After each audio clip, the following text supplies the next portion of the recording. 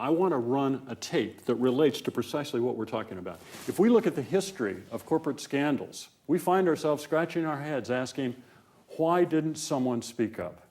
Our next story may shed some light.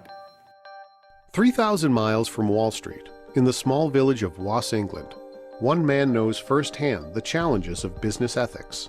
Paul Moore was hired to evaluate risk at a large British bank called HBOS. As soon as we started to take up the rocks and look underneath them, almost everywhere we looked there were control issues, there were specific examples of potential mis-selling of products, overselling of credit and so on. I think I can sum it up by the lady of Halifax who said to me, we'd never hit our sales targets and sell ethically. And it was like taking the lid off a pressure cooker. It was that bad. So everybody in the front line knew that what was happening was wrong. They didn't feel confident to speak up. Senior management, according to Moore, was moving toward a new way of banking. They recruited a man who had worked for Asda, which is now part of Walmart. He was a supermarket retailer to run the retail bank.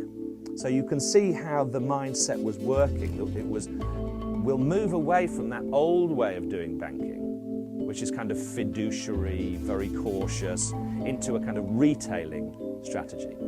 It was basically what we call a stack 'em high, sell 'em cheap strategy. And HBOS returns were beating the competition year in and year out. They were being told that they were brilliant by the analysts, by the city, by the shareholders, by everything. And there's me. I called myself a man in a rowing boat trying to slow down an oil tanker. Perhaps it was a man in a rowing boat trying to slow down the Titanic. Maybe that's a better analogy. And so I'm a troublemaker. I'm a nuisance.